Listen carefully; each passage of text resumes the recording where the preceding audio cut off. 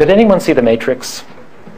The second one of the Matrix series has this character, the Merovingian, this haughty French bar owner. And he comes in and he lectures poor Morpheus and Neo, who are on a sort of benighted mission to get the key. And the Frenchman knows something very important, and he tells them what it is. He says, causality. Causality is power. If you understand causality, then you have power. You, Neo, you, Morpheus, you don't understand it. If you understand causality, then. And he was right. Of course, the Merovingian was an unpleasant character, not surprisingly, because, of course, people wanting to believe in free will would rather have this deterministic view associated with something negative. But Merovingian was right. Understanding causality is power, because if you understand not only that you are caused, but how you are caused to be who you are, and how societies are caused, how they're determined by various factors, then that gives us the power of control, prediction and control. And that's what, of course, science is all about. So looking at our personal lives, we can look at the circumstances which, for instance, keep us eating too much, or smoking, or nagging our wives. And we can say, well, what can I do to change? And then you'll look to your circumstances and say, all right, that gives me a certain amount of power, a certain amount of leverage. Willpower is what you don't have. There's no will that you can summon independent of circumstances. I mean, you can get encouragement by people, and they say, come on, let's do this, and that will help. But what they're doing in that encouragement is not appealing to any immaterial will. It's simply giving you verbal encouragement, and that's fine. So control is another aspect of what naturalism gives us. So we have connection, compassion, and control. And this has definite implications for our personal lives, for social policy. For criminal justice, for instance, retribution is based on the idea, very centrally, that the criminal could have done other than what he did at the moment he killed. As naturalists, we no longer believe that. We can't believe that. Had we been in those shoes, we would have done the same thing. So punishment then can't any longer be justified in terms of retribution. We have to justify it consequentially. That is, in terms of deterrence, of safety, of rehabilitation, of restitution. But retribution, the idea of exacting suffering for its own sake from this person, goes by the boards if you're a naturalist. Likewise, social inequality, the idea that people deserve their riches or their poverty because they simply chose to be rich or poor, is, again, untenable from a naturalist's position.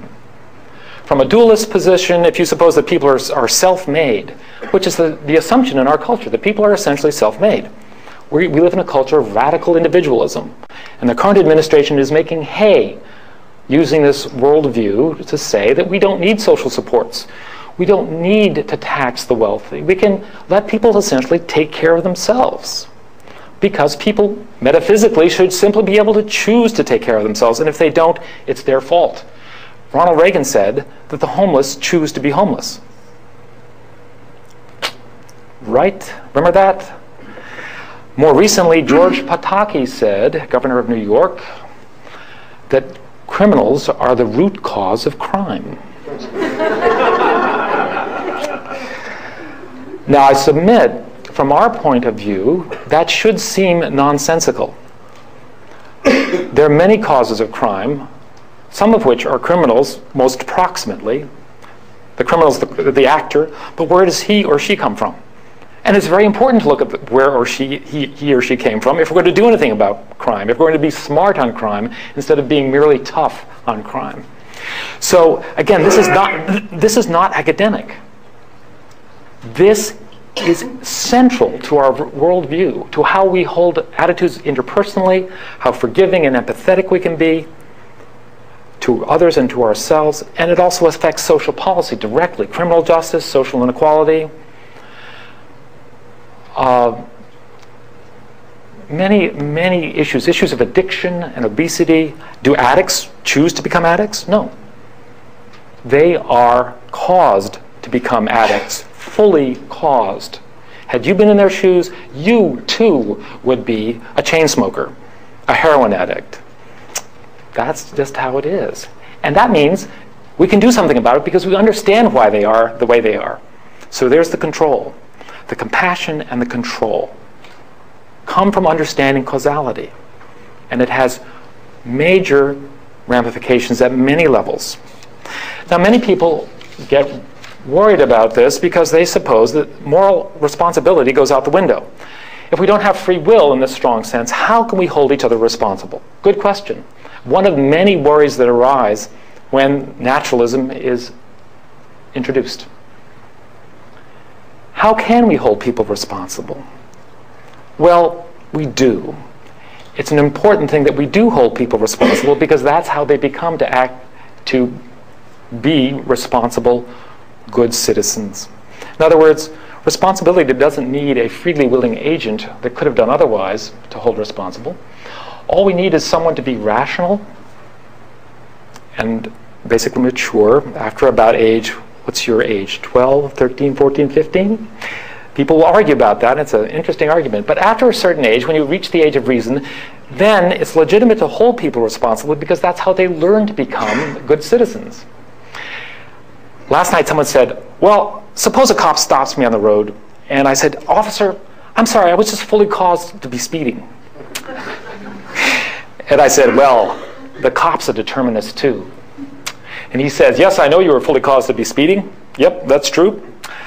However, that doesn't mean that I'm not going to give you a warning and maybe a ticket next time. Because I know, being a good determinist, that that's going to shape your behavior. It's going to make you a better, more cautious, responsible driver. And as a determinist, you have to agree. So there's no excuse. You see, it's not a blanket excuse to withhold any kind of sanction or any kind of reward. It means, however, that in sanctioning people and rewarding people, we'll do it on the basis of what we hope to achieve, not on looking at what happened in the past. We're not going to be retributive in our sanctions. We'll be smart and consequential in how we find people, treat people who've been wrongdoers. So there's no get-out-of-jail-free card that goes along with this. Moral agents exist. They are us. We are them. And if you did have a special kind of freedom that was independent of causality, our very practices of holding people responsible wouldn't work. Why? Because there'd be a little part of you independent of causality that could just say, the hell with you, officer, I'm going to still drive 100 miles an hour because I'm not worried about getting a ticket because I'm free of causality. So you see how that works? The soul would actually be the thing that would defeat the practices, the very good practices we have of keeping people in line. Now, I'm going to wrap it up soon. One other worry that frequently arises, well, if I'm fully determined in my choices, doesn't that mean that I sort of disappear as an agent? If I'm fully determined, then isn't it just futile to keep doing things? What does it all mean? This happens a lot. But keep in mind, people still exist under naturalism. We don't have souls, but we have brains. And as you know, brains do a very good job. And they are necessary. Choice-making and deliberation and thinking and worrying. Some worry is unnecessary, yes. But some worrying is quite necessary. Some deliberation and forethought and planning and effort, practice and learning is all necessary to get us by in life. Now, all of this is fully determined, the scientist says, but it doesn't mean it isn't necessary to do what we want to do. So as law professor Stephen Morse at the University of Pennsylvania once said, this is a great phrase, he said, we can't wait for determinism to happen. I love that. You can't just sit there and say, okay, I'm fully determined. All right. What's going to happen? You suddenly discover that you're acting. Darn it, that's what we're designed to do. We don't need free will in this metaphysical sense to get us off the dime. We do it all on our own. The brain and the body, guess what? Are very powerful, smart agents. And they don't disappear when we understand them to be fully determined by the circumstances that created them. So I want to put that worry to rest.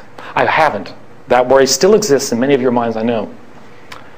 But that's a stab at it. So I've responded to just two of many objections that might come up on this sort of extended naturalism, the inclusive naturalism of the self.